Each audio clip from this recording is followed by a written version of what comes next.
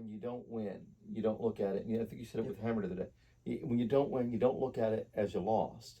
You either win or you learn. Yeah. That's the bottom line on what we do. And when you look at things that way, life takes on a different perspective. But I believe the great is still yet to come. I won't stop fighting, man, until I'm done.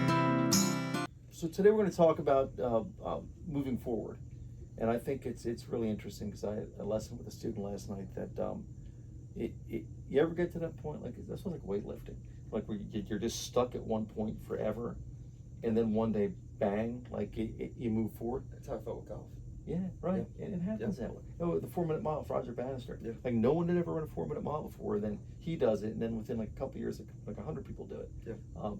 You know, this student I had last night was fascinating because I've worked with him for I don't know, at least 2.5 years, and every once in a while, highly analytical guy. I love how focused this kid is, but he would come over the top probably, at least 15-20% of the time. Just every once in a while, and on a bad night, it would be half the time. And so we brought him into the simulator room, I guess about a month ago, and I'm like, look, I just want 3 swings in a row underneath the target line. And you get 2 and then want to be over, then 2 and want to be over. He comes in last night, folks, and crazy.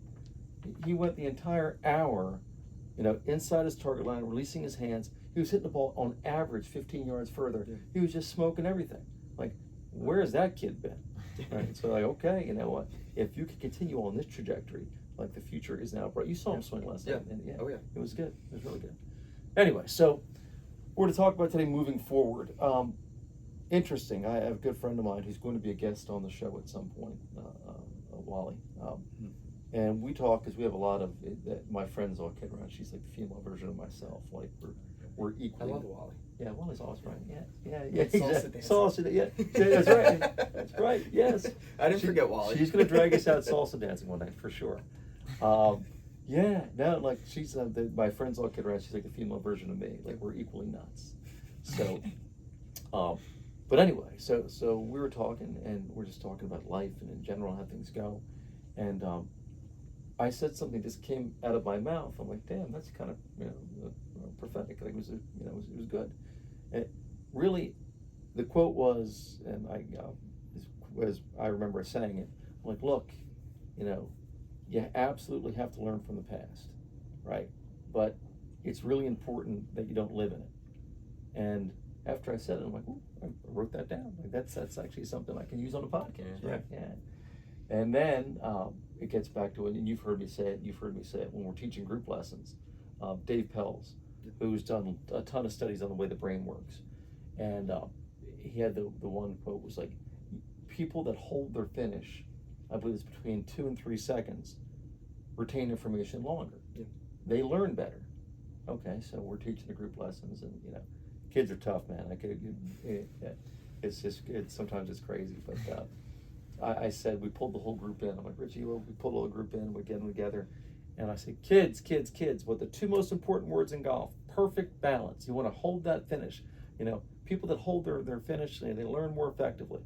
And then little Johnny Weisenheimer raises his hand and said, Coach, if I hit a crappy shot, why do I want to remember that? And me, I'm like, does anybody know why we study history? And then little kid raises his hand. So we learn from it? Exactly. So with that said, I want to kick it back to you two. So I'll start with the dashing Richie Stoltz. We'll work left to right, okay? Or right to left, depending if you're watching. I like right to left better. Sure. Yeah, whatever. So, Richie, in your life, is there a specific event that you look back upon that you learned from in your past that helped you propel forward to be more engaged on your future? Every single golf tournament I lose. Mm-hmm. Yeah. Every tournament I lose. Yeah. Because what happens is you go out there and you don't perform as good as you'd like to. And when I don't do that, I know that's not me performing at my peak.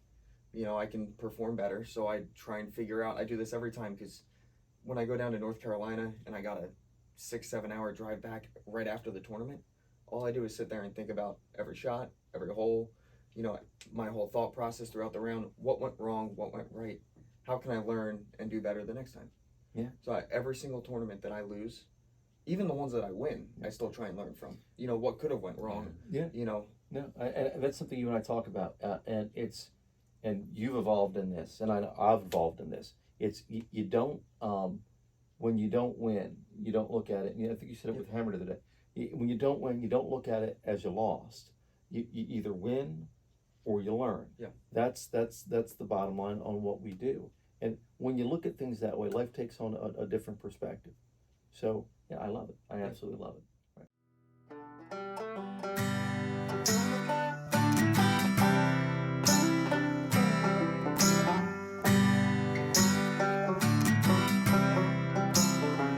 Glass of bourbon, ha ha.